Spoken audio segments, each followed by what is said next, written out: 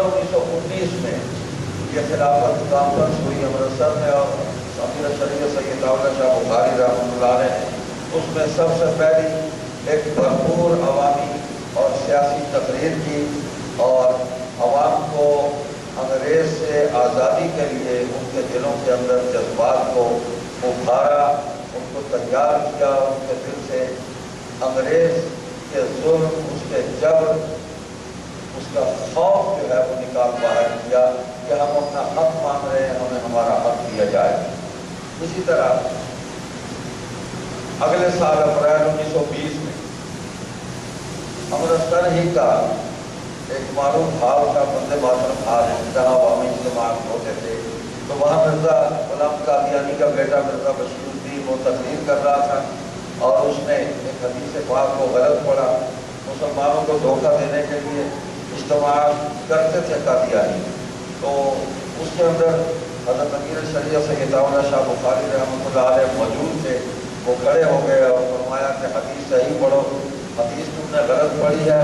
اپنے عقیدے کو صحیح ثابت کرنے کے لیے حدیث کے اندر اضافہ کیا ہے، درج کیا ہے، تنقید کیا ہے، حدیث صحیح پڑھو گے تو آگے چلنے دوں گا، ورنہ تقریر نہیں کرنے دوں گا۔ تو فرماتے کہ میں کھڑا ہو گیا اور اس نے 3 دفعہ حدیث کو غلط پڑھا، اور میں نے تینوں دفعہ اس کو ٹوکا، اور حدیث یہی تھی، حضور علیہ السلام نے فرمایا کہ اگر آج موسیٰ علیہ السلام اس دنیا کے اندر موجود ہوتے تو وہ بھی میری ہی اتباع کرتے، اس کے سوا کوئی چارہ نہ ہوتا۔ تو اس نے اس حدیث کے اندر حضرت موسیٰ علیہ السلام کے نام نامی کے ساتھ حضرت عیسیٰ علیہ السلام کا نام بھی شامل کر دیا کہ وہ بھی اگر آج زندہ ہوتے تو گویا یہ ثابت کرنے کی کوشش کی کہ جس طرح باقی انبیاء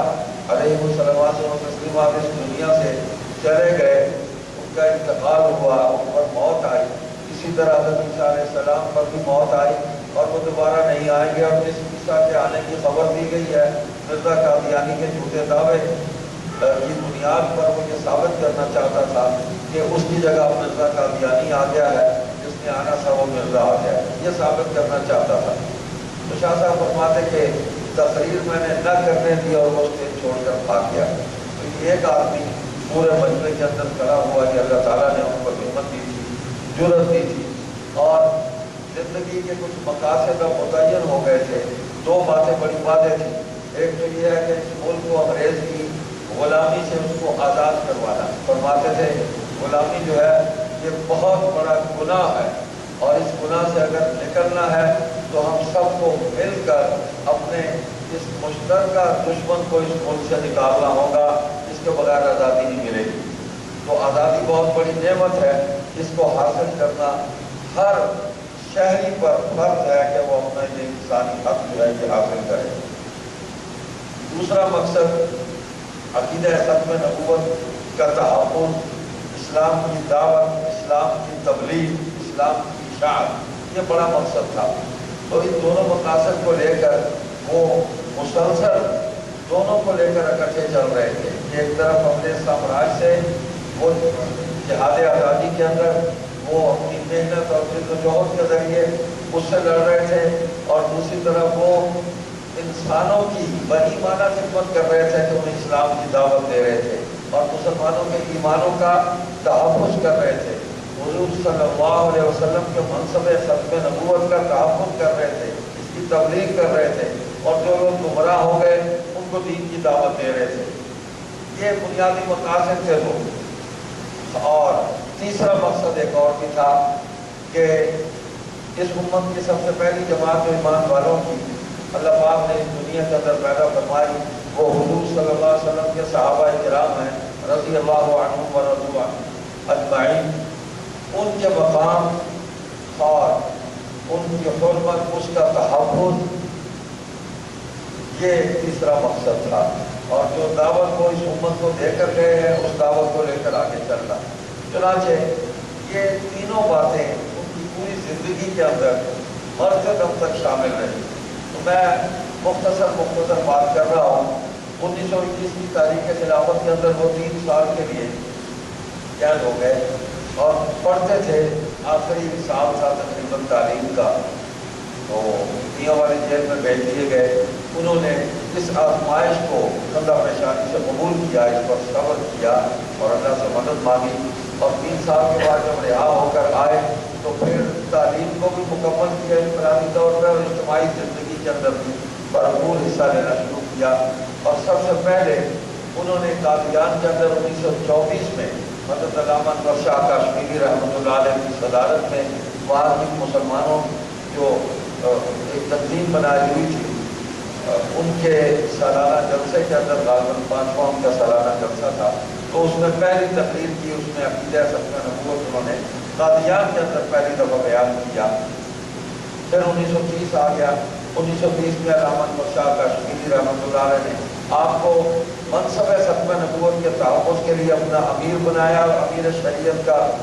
لقب دیا، خطاب دیا، اور بیعت کی گئی۔ 500 علماء نے بیعت کی کہ ہم اس محاذ پر عطا اللہ شاہ بخاری کی قیادت میں اپنی جد و جہد کو لے کر آگے بڑھتے رہیں گے۔ لاہور میں حضرت مولانا احمد علی لاہوری رحمۃ اللہ علیہ انجمن خدام الدین کے سالانہ جلسہ میں یہ عظیم الشان یہ واقعہ ہوا۔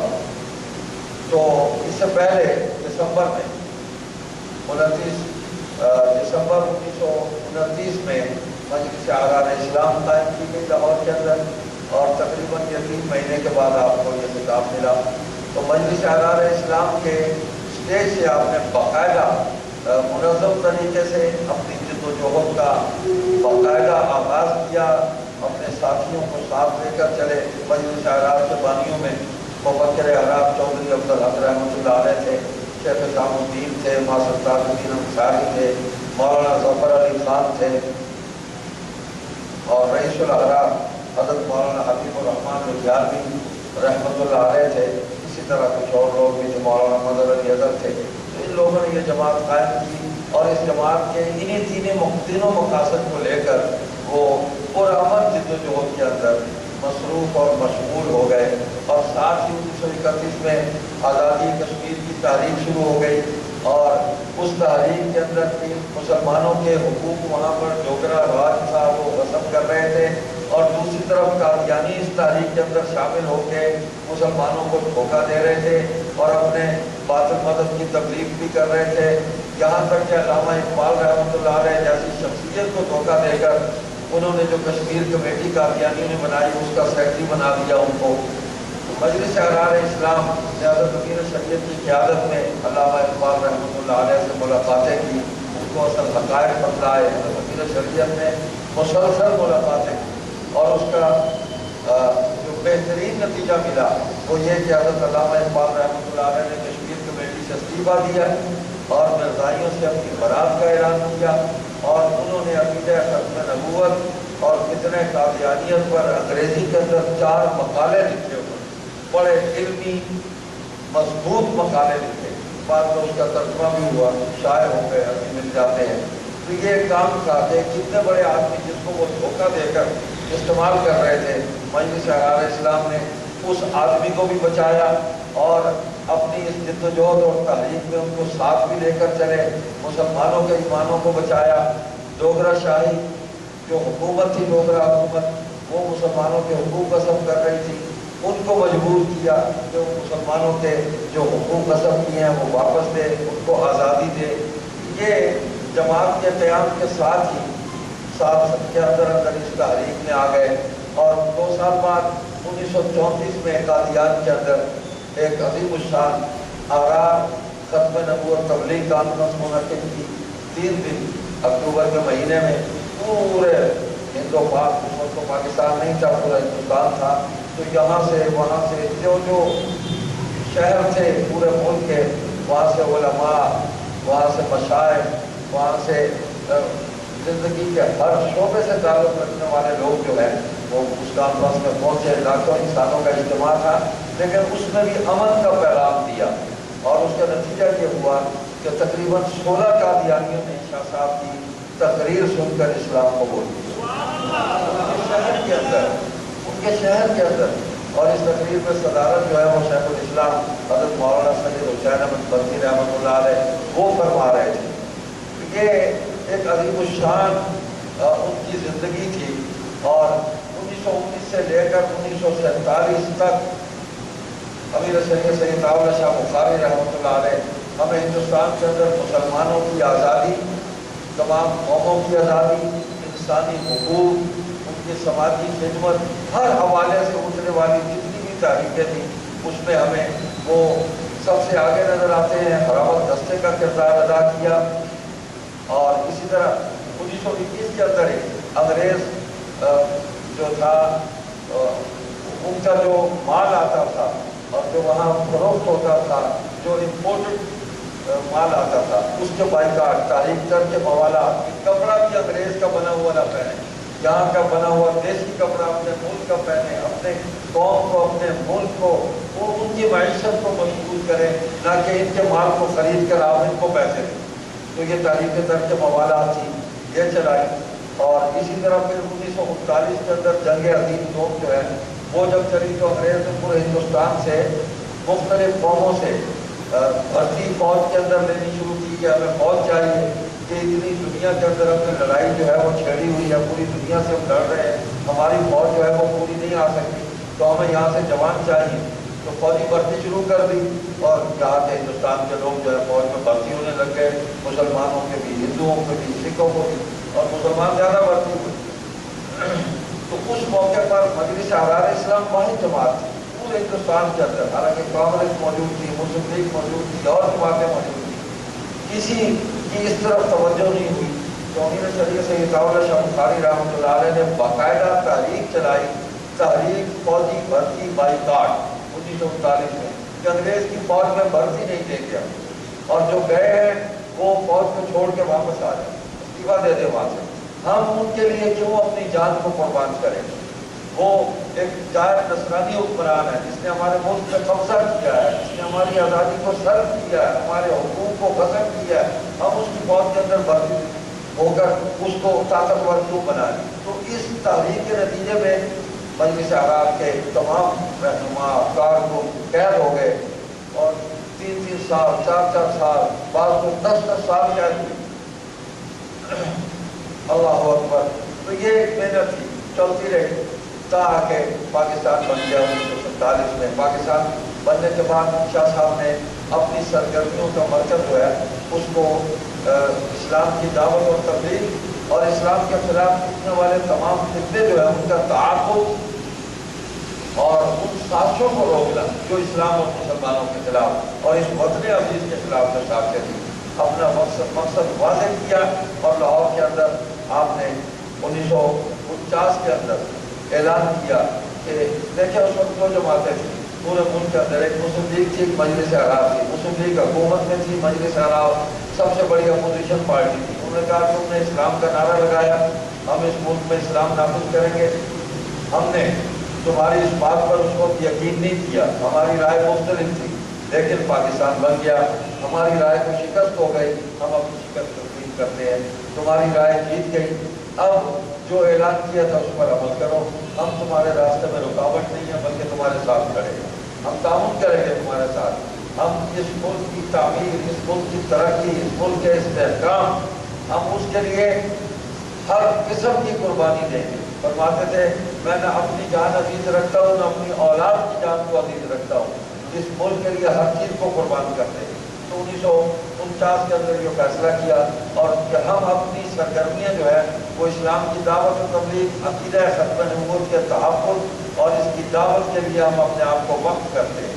چنانچہ مجلس احرار اسلام نے ختم نبوت کے حوالے سے میں نے شروع کی، پاکستان کے اقتدار پر قادیانیوں نے قبضہ کرنے کی سازش تیار کی، اور پاکستان کا سب سے پہلا وزیر خارجہ مسٹر ظفر اللہ بنایا گیا جو سکہ بند علانیہ قادیانی تھا، اور اس نے پاکستان کے بیرون ملک سفارت خانوں کو قادیانیت کی تبلیغ کا مرکز بنایا، وہاں سے ان کو فنڈنگ جو ہے وہ مہیا کی، اور بیرون ممالک کے اندر ان کے لیے لابنگ کی، اور برطانیہ تو ویسے ہی سرپرست تھا قادیانیوں کا، دیگر جو یورپین ممالک ہے، امریکہ ہے، ان سے قادیانیوں کے لیے حمایت کی، سرپرستی دی، شیلٹر لیا ان سے۔ تو اس ماحول کے اندر مجلس احرار اسلام واحد جماعت تھی جس نے آواز بلند کی اور ملک کی تمام جماعتوں کو اکٹھا کیا، تاکہ مسلم لیگ کو بھی انہوں نے ساتھ ملایا اور کل جماعتی مجلس عمل بنائی کہ ہم یہ مطالبہ کرتے ہیں کہ کہ مسٹر ظفر اللہ قادیانی ہے، پاکستان اسلامی ملک ہے، تو اس کا وزیر خارجہ جو ہے وہ مسلمان ہونا چاہیے، اس کا صدر مسلمان ہونا چاہیے، اس کا وزیر اعظم مسلمان ہونا چاہیے، گورنر جنرل مسلمان ہونا چاہیے۔ یہ آپ کافروں کو ملک سے ملک کر رہے ہیں، تو آزادی کس لیے پھر حاصل کی تھی؟ ہندوستان میں تو بہت سے کافر جو ہم پر حکمران سے پھر وہ کافی کیا اگر یہی کچھ کرتا تھا۔ دوبارہ تحریک چلی اور 1953 میں ختم نبوت کی بہت بڑی تحریک چلی اور استعفیٰ دینا پڑا، سر ظفر اللہ کو برطرف ہونا پڑا، خواجہ ناصر الدین کی حکومت تھی۔ اس تحریک کے نتیجے میں تشدد کیا گیا اور 10,000 مسلمانوں کو اس ملک کے اندر شہید کیا گیا، مسلمانوں نے اپنا خون دے دیا، لیکن عقیدہ ختم نبوت پر کوئی مفاہمت نہیں کہ یہ ہمارا ایمان کا مسئلہ ہے، ہم مر جائیں گے، ماریں گے نہیں ہم کسی کو، ہم ہتھیار نہیں اٹھائیں گے، ہم تشدد نہیں کریں گے،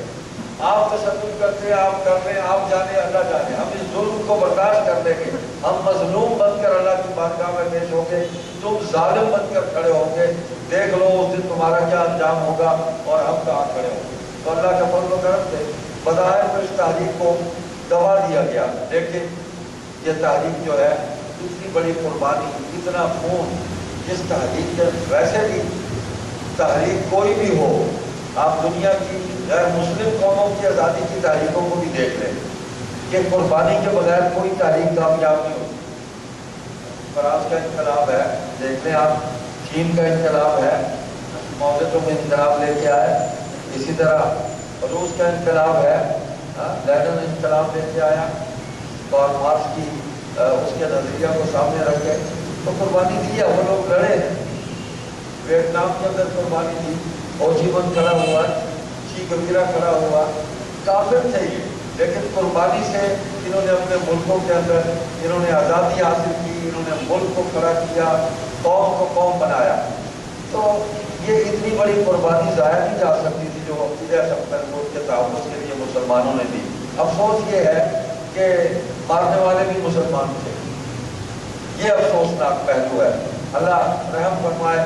پتہ نہیں کیا حال ہوگا ان کا آخرت کے اندر، جنہوں نے اپنے مسلمان بھائیوں کو دین کے نام پر، دین کا مطالبہ کرنے پر ان کو قتل کیا مظلومانہ انداز میں۔ تو شاہ صاحب نے فرمایا تھا کہ تاریخ کو بظاہر تو کچل دیا تشدد کے ذریعے، ہمیں جیلوں میں ڈال دیا، کارکنوں کو جیلوں میں ڈال دیا، لیکن یاد رکھو یہ تاریخ جو ہے یہ پھر اٹھے گی، یہ ناکام نہیں ہوئی، قربانی ضائع نہیں جائے گی۔ فرماتے تھے کہ میں نے اس تحریک کے ذریعے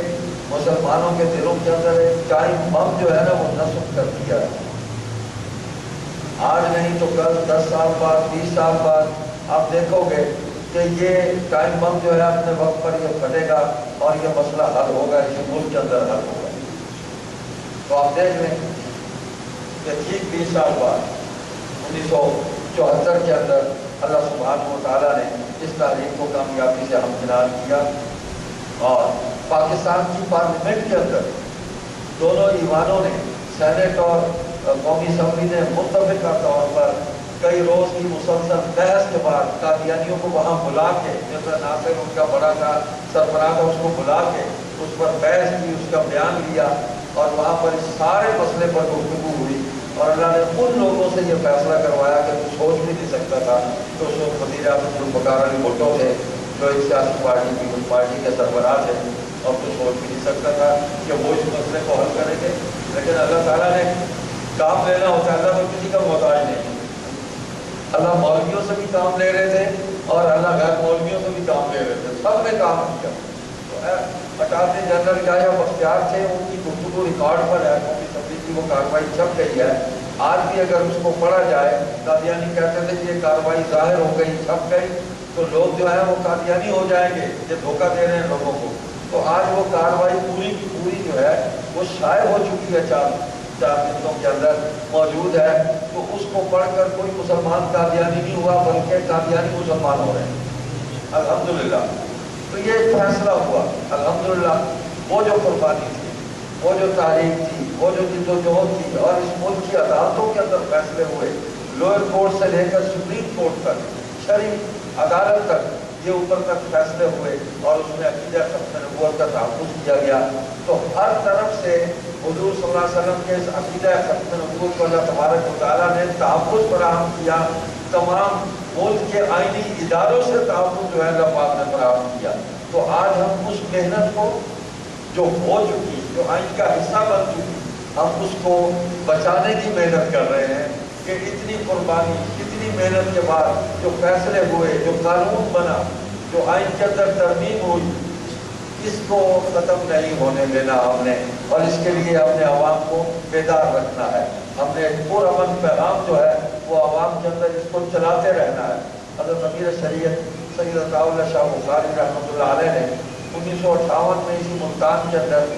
مجلس احرار اسلام سے جب پابندی اٹھی، کچھ دنوں کے لیے ایوب خان کا دور تھا، تو 15-20 دن کے لیے پابندی اٹھی. پھر دوبارہ انہوں نے لگا دی. پھر 1962 میں جا کے پابندی ہوئی. تو یہاں گھنٹہ گھر میں مجلس کا دفتر قائم ہوا اور اس پر جب کشائی کی آپ نے، اور سب کو احرار رضاکار جہاں موجود تھے، تو آپ نے وہاں زندگی کا آخری خطاب فرمایا، آخری خطاب. اور کیفیت یہ تھی کہ فارغ بھی ہوا تھا، کھڑے بھی نہیں ہو سکتے تھے، تو دونوں طرف سے آپ کے رفقا نے آپ کو سہارا دیا ہوا تھا. ایک تھے حضرت مولانا محمد یاسین رحمۃ اللہ علیہ، جامعہ قاسم علوم کے بھی موجود رہے، شادی کے بڑے رفیق تھے اور بہت ہی ہمارے لیے علمی شخصیت تھے، روحانی شخصیت. وہ شادی کے ساتھ گئے، انہوں نے سہارا دیا ہوا تھا. ایک شادی کے ہم نام تھے ملک عطا اللہ، تو دوسری طرف انہوں نے سہارا دیا ہوا تھا. لیکن اس کمزوری اور اس بیماری سب کچھ کے باوجود ایمان کے اندر معمولی کمزوری کی آئی، اور آپ نے پوری طاقت کے ساتھ جو پیغام دیا وہ آج بھی ہمارے لیے مشعل راہ ہے، آج بھی ہمارے لیے رہنما ہے. وہ پیغام کیا تھا؟ آپ نے فرمایا، مسلمانوں، پرچم ختم نبوت گرنے نہ پائے اور عقیدہ ختم نبوت پر آنچ نہ آئے. اس کا تحفظ ہم سب مسلمانوں کا فریضہ ہے، سب مسلمانوں کا. اس میں سارے ہی آ گئے. آج ہم مسالک میں جو تقسیم ہو جاتے ہیں تو حضور علیہ السلام کی ذات اقدس ایسی ہے کہ سارے مسلک ہی ختم ہو جاتے ہیں. اللہ کی ذات ایسی ہے کہ سارے مسلک ختم ہو جاتے ہیں، وحدہ لا شریک. اور اللہ کی کتاب ایسی کتاب ہے کہ ہم سب کی اپنی رائے، شناخت، ذاتی پہچان ختم ہو جاتی ہے. اللہ کی کتاب کو قرآن کریم قیامت تک ہمارے لیے رہنما. اور اللہ کے نبی، آخری رسول، سید الاولین والآخرین، محمد کریم رحمت للعالمین، سب کہیں صلی اللہ علیہ وسلم. ایسی ذات اور ایسی ہستی ہے، اللہ اکبر. اللہ نے ایسی ہستی بنایا آپ کو. چیلنج ہے حضور کا وجود کہ جس رخ سے بھی آپ کوئی دیکھے تو آپ اس کو حسین نظر آئیں گے. کسی رخ سے آپ کے اندر نقص نظر نہیں آئے گا. جس رخ سے بھی کوئی دیکھنا چاہے دیکھ لے.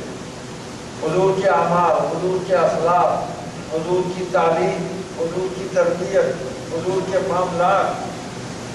حضور کی بچوں سے شفقت، حضور کی جوانوں سے محبت، حضور کے بوڑھوں کا احترام، حضور کی تجارت، حضور کی حکومت، حضور کا جہاد، حضور کا قیدیوں سے سلوک، حضور کا کافروں سے سلوک، حضور کا عورتوں کے ساتھ ان کا احترام اور حسن سلوک، بیٹیوں کا احترام، بیویوں کے حقوق. جس طرف سے بھی دیکھنا چاہے حضور نے جو معاہدات کیے کفار مشرکین کے ساتھ، ایسے عظیم الشان سیاسی اور عمرانی اور سماجی معاہدے ہیں. اللہ اکبر. آج بھی اس سے اچھا معاہدہ دنیا کے اندر کوئی بھی نہیں کر سکتا. تو حضور صلی اللہ علیہ وسلم کی ذات اقدس ایسی ہستی ہے کہ جس رخ سے بھی آپ کو کوئی دیکھنا چاہے دیکھ لے. حضور خوبصورت نظر آئیں گے، حضور حسین نظر آئیں گے، حضور کامل نظر آئیں گے. حضور کی زندگی میں، حضور کے اعمال میں، حضور کے معاملات میں نہ کوئی نقص ہے، نہ کوئی عیب ہے. حضور نقائص اور عیب سے پاک ہے، حضور معصوم. تو یہ دعوت کہ اس پر آ جاؤ، اکٹھے ہو جاؤ. اور جب بھی اس عنوان پر مسلمانوں کو بلایا گیا ہے، مسلمان دوڑتے ہوئے آئے ہیں. ایسا نہیں ہے اس نے کہا کہ میں اس کے ساتھ میری لڑائی ہے، یہ اور مسلک کا ہے، یہ اور قوم کا ہے، اس کی ذات اور ہے. نہیں، اس نے کہا یہاں سب کچھ ختم ہو گیا، اب ایک ہی نسبت باقی ہے، یہ بھی حضور کا امتی ہے، میں بھی حضور کا امتی. یہ بھی عقیدہ ختم نبوت کا ماننے والا ہے، میں بھی عقیدہ ختم نبوت پر ایمان رکھتا ہوں۔ حضور کے منصب، حضور کی عزت، حضور کی عصمت، حضور کی رسالت، یعنی اس کی حرمت کے تحفظ کے لیے ہم سب ایک ہیں۔ تو شاہ صاحب نے یہ دعوت کی، ان کا یہی پیغام تھا کہ مسلمان، یہ ہر مسلمان کا فریضہ ہے کہ عقیدہ ختم نبوت کا تحفظ کیا جائے، اور اپنی جماعت کے کارکنوں سے فرمایا، ہر کارکنوں تاریخ ختم نبوت کو زندہ رکھنا۔ میری دعائیں مجلس احرار اسلام کے ساتھ ہیں۔ میں مطمئن ہوں کہ جب تک احرار زندہ ہے مرزائی کبھی کامیاب نہیں ہو سکتے۔ ہم قادیانی نبوت کو نہیں چلنے دیں گے، اس کا کاٹ ہم لپیٹ دیں گے۔ تو اللہ کے فضل و کرم سے جس طرح حضرت امیر شریف رحمۃ اللہ علیہ نے 1934 میں قادیان میں داخل ہو کے وہاں مجلس احرار کا دفتر قائم کیا، شعبہ تبلیغ کا دفتر قائم کیا، وہاں قادیانی مسلمان ہوئے، ان کے بڑے مسلمان ہوئے،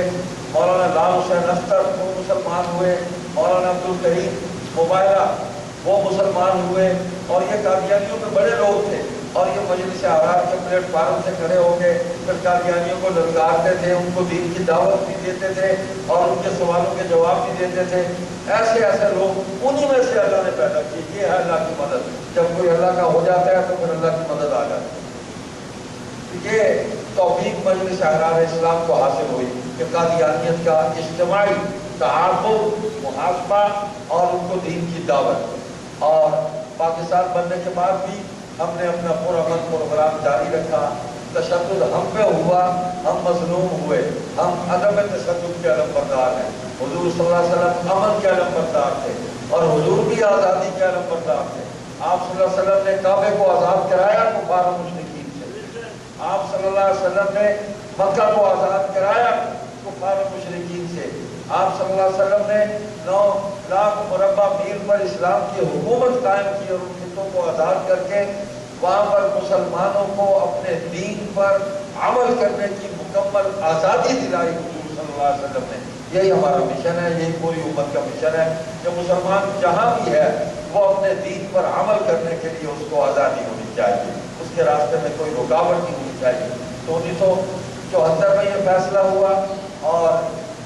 ٹھیک 2 سال بعد 1976 کے اندر مجلس احرار اسلامی کو اللہ نے یہ توفیق دی کہ پھر سید عطا اللہ شاہ بخاری رحمۃ اللہ علیہ کے بیٹے جو ہے وہ رقبہ میں داخل ہوئے۔ حضرت مولانا عطا محسن بخاری رحمۃ اللہ علیہ نے وہاں پر زمین خریدی، وہاں مسجد کا سنگ بنیاد رکھا، جانشین امیر شریعت حضرت سید ابو معاویہ بخاری رحمۃ اللہ علیہ نے سنگ بنیاد رکھا،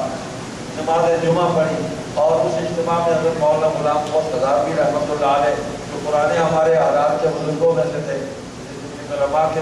قائد بھی بنے ہو، وہ تشریف لائے، انہوں نے خطاب کیا۔ ہر طرف ناکہ بندیاں تھیں، اس کے باوجود ہزاروں لوگ اس یعنی کھلے میدان کے اندر جہاں کوئی آبادی تھی وہاں پہنچ گئے۔ اللہ کے فضل و کرم سے دریا عبور کر کے پہنچے، میں خود دریائے چناب میں سے گزر کے پہنچا، پانی بہت زیادہ آیا، کسی کو اشارہ کیا، دھوپ کھڑی تھی، اس کو بلایا، اس میں بیٹھے۔ تو اس کیفیت میں ہم وہاں پہنچے، اور اللہ نے توفیق دی کہ ان ساری